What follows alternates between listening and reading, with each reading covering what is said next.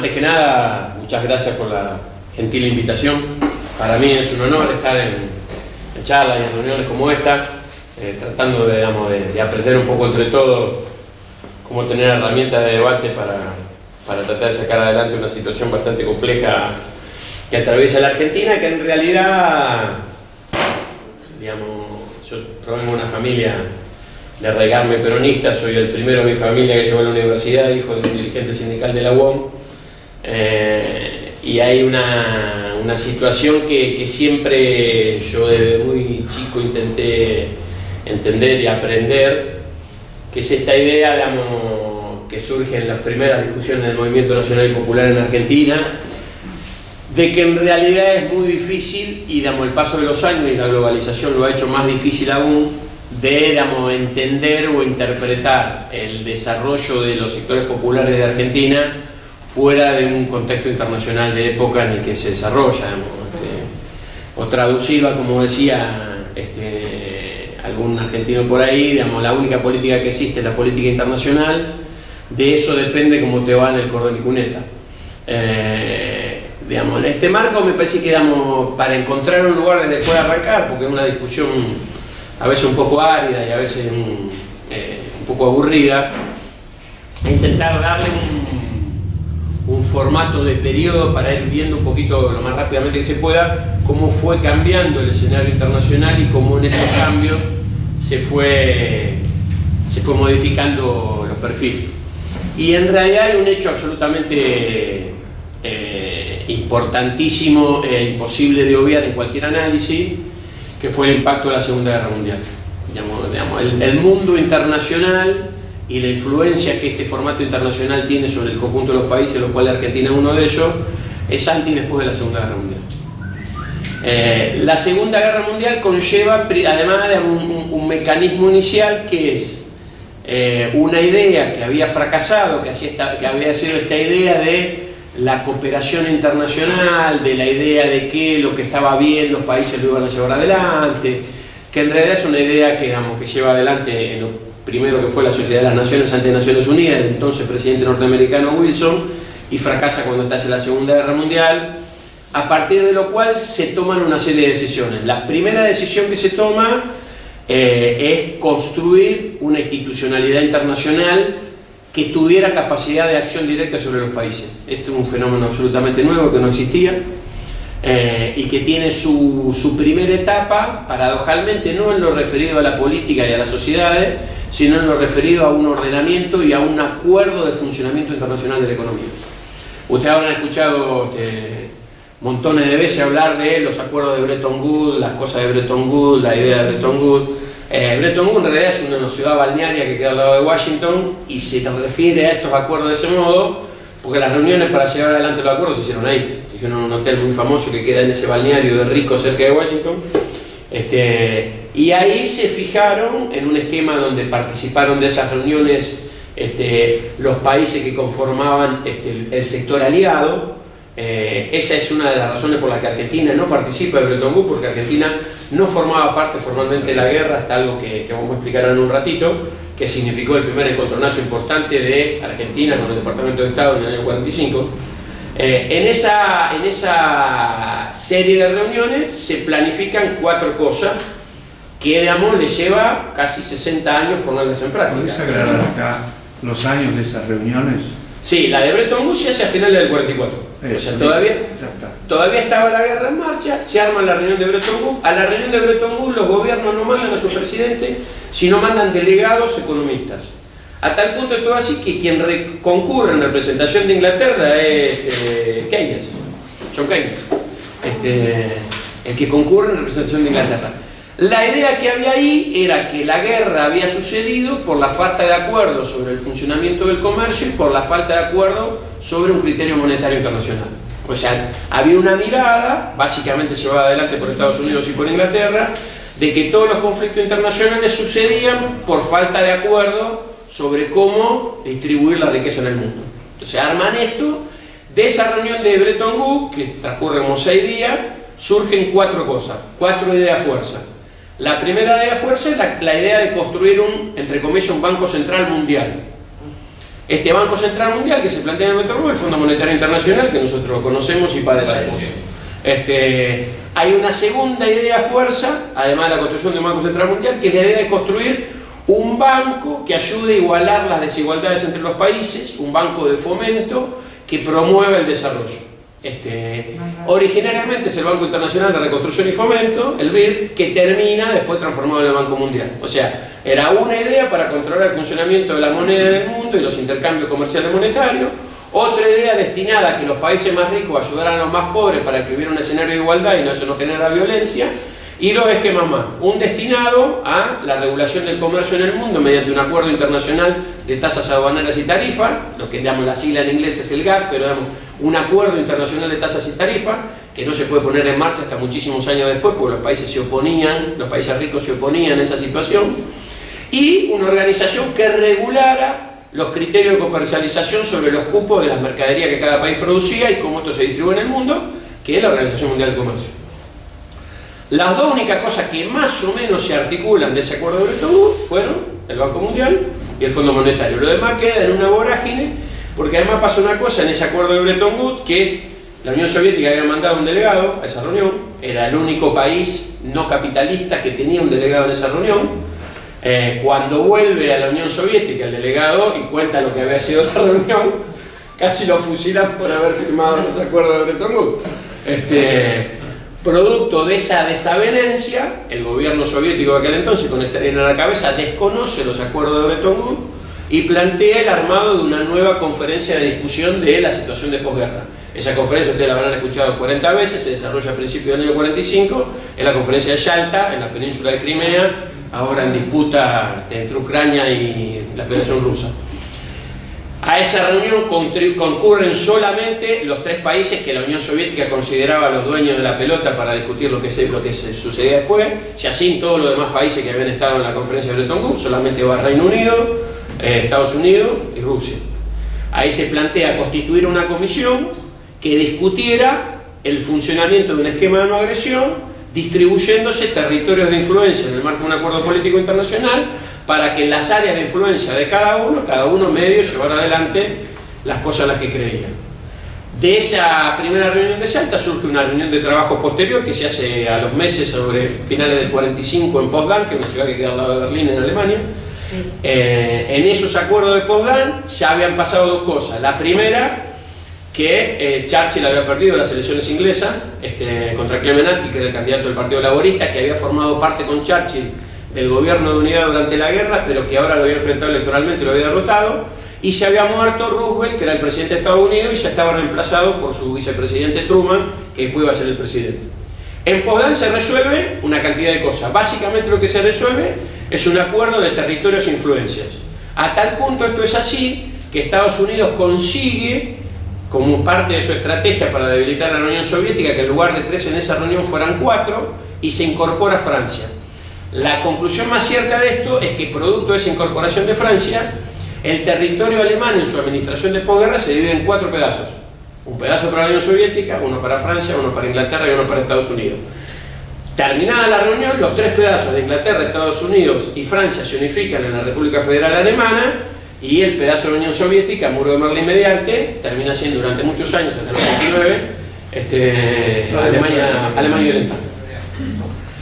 Todo esto pasa mientras se discutía cuál iba a ser la institucionalidad que iba a dar este formato a el mundo que venía después de la posguerra. En el medio de eso aparece Argentina. Argentina no había participado en la guerra, se había declarado neutral, lo que le había provocado un fuerte nivel de conflictividad con Estados Unidos, porque era el único país de América Latina que había negado su participación formal en la guerra. Esto implica que en una cosa que se conoce poco, porque además, digamos, entre las cosas que sucedieron, cada vez que los republicanos y los liberales han gobernado en la Argentina, han destruido todos los elementos históricos. Gran parte de esto que yo voy a contar ahora estaba en lo que eran los materiales que se guardaban en lo que era la residencia presidencial, que fue destruida y dinamitada por el gobierno de la Revolución Fusiladora, donde ahora está la Biblioteca Nacional. Pero queda varios materiales de esto que están en algunas universidades, sobre todo en la Facultad de Relaciones Internacionales de Rosario. Entonces viene una delegación del Departamento de Estado americano, en forma reservada, en febrero del 45 a la Argentina, a negociar que Argentina, si se quería incorporar a las Naciones Unidas, que se estaba discutiendo su constitución, tenía que, por un lado, declarar la guerra, por otro lado, anunciar que el gobierno de entonces, a cargo de Farrell, no iba a presentar candidatos en las elecciones que estaban convocadas para fin de ese año, y que iban a entregar el gobierno del GO, el Grupo de Orientación de aquel entonces, se lo iban a entregar a la Corte Suprema. Que si Argentina cumplía estas tres condiciones, y a su vez le declaraba la guerra tardíamente a Alemania y a Japón, la iban a dejar entrar a Naciones Unidas. De esas condiciones, el gobierno de aquel entonces, digamos, la representación del gobierno argentino, que se reúne con los tipos del Departamento de Estado que vinieron, era Farrell y Perón, que era secretario de Trabajo. Se le plantea que la declaración de la guerra era admisible, en virtud de que habían sucedido una cantidad de cosas y que aparte Argentina había participado antes de la conferencia de Chapultepec, que era una reunión que se había hecho en México a los efectos de discutir cuál iba a ser la participación de América Latina en el futuro de Naciones Unidas, pero que la situación sobre la imposibilidad de que el gobierno presentara candidato y que le transfirieran el control de las elecciones y del gobierno a la Corte Suprema, eso no iba a caminar. Bueno, se van los representantes de Estados Unidos, se empieza a discutir en una reunión previa que se hace en Nueva York el Armado de Naciones Unidas. Ahí ya se incorpora por pedido de la Unión Soviética China, y la reunión de trabajo donde se termina diseñando Naciones Unidas es una reunión donde participa Francia, Estados Unidos, China, Rusia. ¿De qué año hablas? Eso también, todo esto que cuento en el 45. Todo esto que cuento en el 45. Cuando se plantea el tema de que finalmente se va a plantear la situación de Naciones Unidas, hay un cortocircuito grande, que esto no está muy difundido, pero es un hecho histórico verificable, entre Farrell y Perón.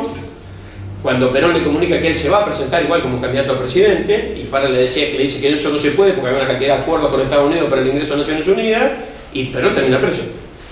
Una de las razones centrales por las que Perón perdiera preso es porque había que cumplir el acuerdo con Estados Unidos para ingresar a Naciones Unidas, que implicaba que el gobierno del GO no podía presentar candidatos presidenciales en las elecciones convocadas para fines de ese año. Obviamente, paradojalmente, Naciones Unidas se constituye el 24 de octubre del 45. Cuando el gobierno nacional comunica que no va a presentar candidato a presidente y que Perón estaba preso, se viabiliza el ingreso de Argentina a Naciones Unidas en octubre del 45. Sucede mientras tanto el 17 de octubre. Cuando se sucede el 17 de octubre y Perón es liberado, Estados Unidos veta el ingreso de Argentina, ya en San Francisco, el 24 de octubre del 45, a Naciones Unidas.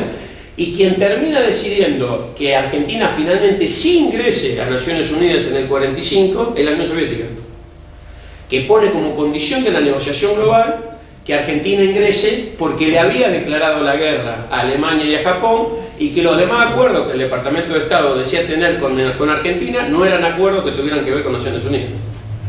Este es el origen de Naciones Unidas, para que veamos cómo estaba planteado.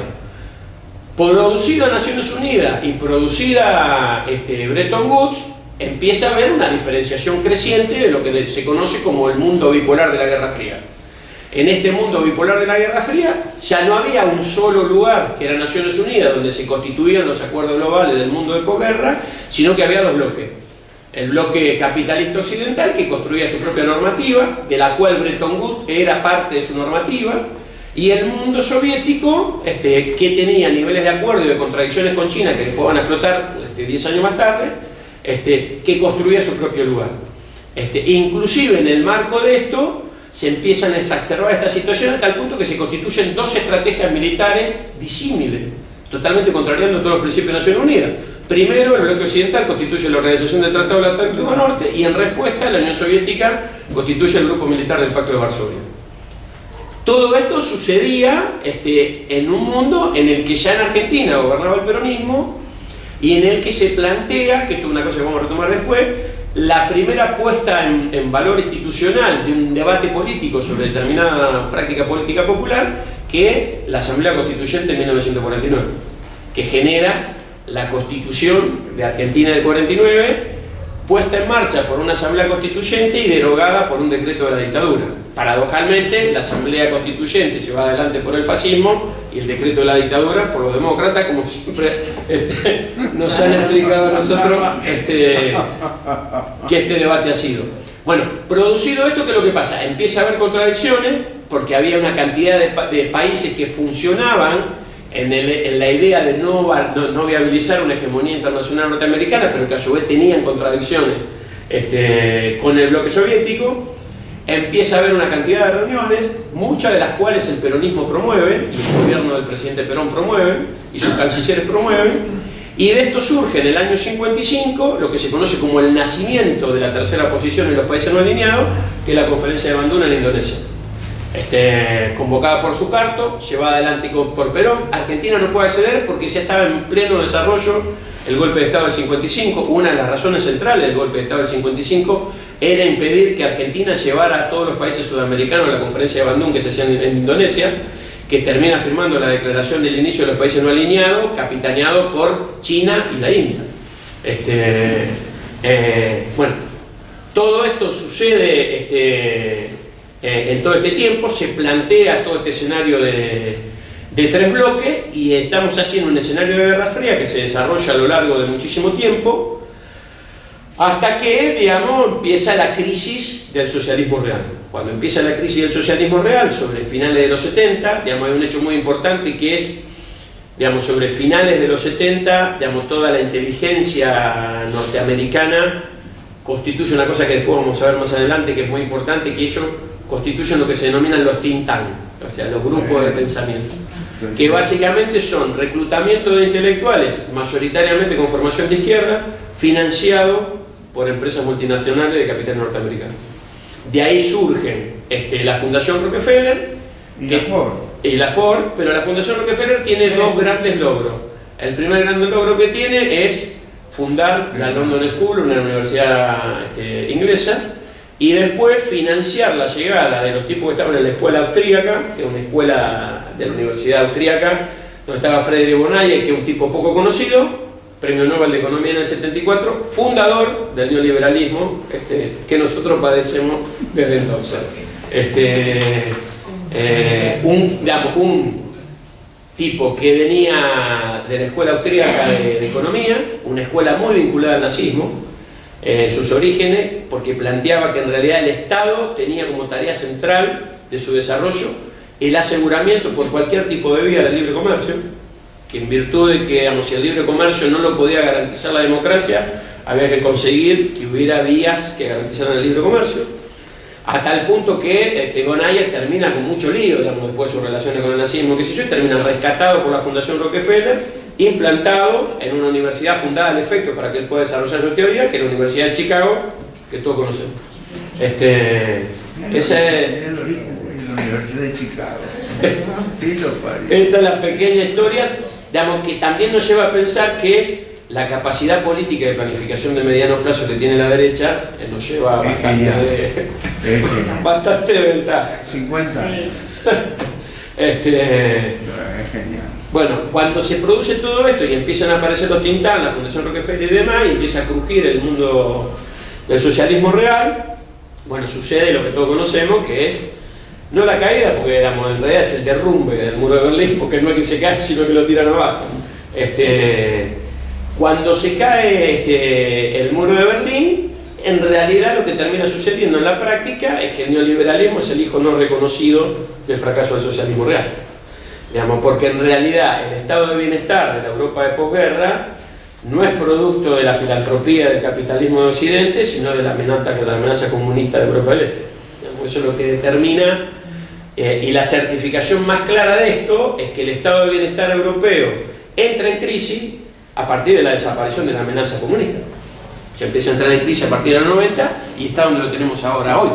Digamos, porque en realidad esto remite a una serie de baterías culturales que los tipos crean a partir del consenso de Washington con una genialidad manifiesta, que lleva a que, bueno, hay una cantidad de pensadores europeos ahora muy, por lo menos que a mí me gusta mucho, tal vez más importante sea Slavoj Žižek, que es un esloveno que vivió en Argentina, autor de un libro que se lo recomiendo, que se llama La Revolución Blanda, sobre la traición de los partidos socialistas europeos a la causa de los trabajadores, que el tipo plantea, dice, el ejército cultural creado por el neoliberalismo de tal magnitud que es más fácil imaginar el fin del mundo que el fin del neoliberalismo.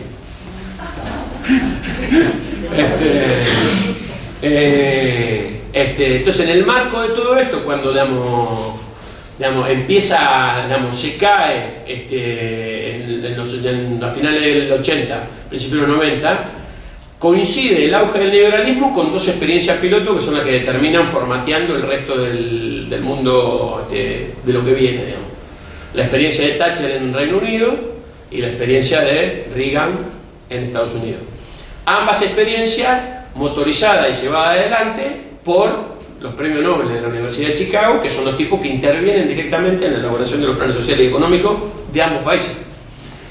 Y el punto de contacto entre los dos países, entre los funcionarios de los dos países y entre los economistas que planifican los dos planes de gobierno, es la Fundación Rockefeller, de donde provienen todos. En este formato, bueno, nosotros tenemos a Menem, una cantidad de cosas sudamericanas que ya más o menos conocemos. Bueno, esto empieza a entrar en una situación de crisis, y lo que surge como novedad es que por primera vez, por lo menos por primera vez desde el siglo XX para acá, el proceso de resistencia cultural y política a ese formato de exclusión, que era muy parecido al de finales del siglo XIX, que determinó el nivel de desigualdad que produjeron la Primera Guerra, no surge de Europa, sino que surge de Sudamérica. El primer formato de resistencia a ese modelo cultural, que inclusive el modelo cultural termina cooptando los partidos socialistas europeos. Porque, después de eso aparece una cosa que ahora después la vamos a mencionar, que es una cosa que desarrollan mucho varios pensadores norteamericanos e ingleses, pero lo que termina pasando es que, los partidos, entre comillas, de la izquierda de los sistemas políticos de Estados Unidos y de Europa, terminan cooptados por el neoliberalismo en una variante que es una autora muy buena que yo recomiendo siempre, que se llama Nancy Fraser, una americana, que ella determina lo que ella denomina el progresismo neoliberal. Porque en realidad cuando surge el consenso de Washington, uno con solo revisar las 10 famosas normas del consenso de Washington, que contra todo lo que creen, el consenso de Washington, la idea de un economista inglés de la Fundación Rockefeller y de la Escuela de Chicago, que se llamó John Williamson, que es todo lo que conocemos: privatización de las empresas públicas, libre circulación, todo eso está en un manual de 10 normas que llevan adelante como dogma todas las universidades que promueven el neoliberalismo como teoría política, ya no económica, que básicamente tiene como objetivo central plantear que las sociedades ya no deben ser sociedades con mercado, sino que deben ser sociedades de mercado. Que lo que hay que hacer es que construir que aquellos que puedan desarrollar sus capacidades en el mercado y llevar adelante su desarrollo individual como trabajador o como miembro de algún tipo de funcionamiento profesional que le permite tener recursos, todos esos, los beneficiarios, que son los ganadores del sistema, tienen que hacer un aporte subsidiario para lo que inclusive el Banco Mundial denominó y escribió como política para pobres. No hay ninguna posibilidad de que la igualdad sea un concepto político desarrollable, en virtud de que los hombres no son iguales entre sí, sino que hay gente que es más capaz que otra. Entonces, la condición es que aquellos que son más capaces y son, posibles de desarrollarse en el sistema, una parte de sus ingresos lo aporten para que los pobres coman aunque sea un plato de polenta todos los días.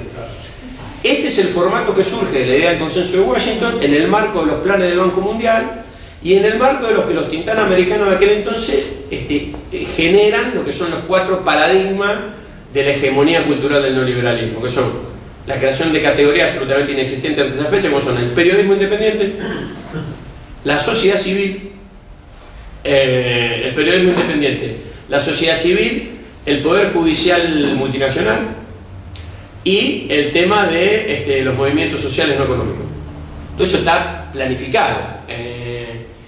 Entonces, en el marco de eso, lo primero que hacen es constituir la categoría de periodismo independiente, que es una cosa absolutamente absurda desde su génesis. Yo siempre hago cuando me preguntan a mí, digo, mira, los 2 periodistas más importantes de Argentina fueron Mariano Moreno y Bartolomé Mitre, y Sarmiento, si vos querés. Porque en realidad el periodismo era la participación en el debate cultural en defensa de un conjunto de ideas propias. Esta cosa de que el periodismo independiente, que digamos, es objetivo, no tiene nada que ver con el periodismo eso, es otra cosa, es una construcción cultural que hace el neoliberalismo para dotar de verdades absolutas a discurso parcial. En realidad una genialidad conceptual que debe repetir al hartazgo, inclusive por compañeros nuestros. La otra cosa que hacen, además de crear el periodismo independiente, crean el concepto de sociedad civil.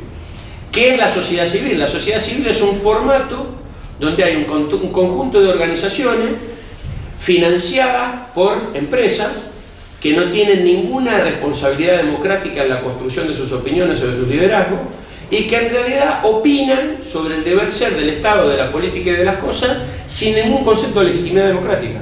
¿Tienes algún ejemplo? El poder ciudadano, las ONG. las ONG.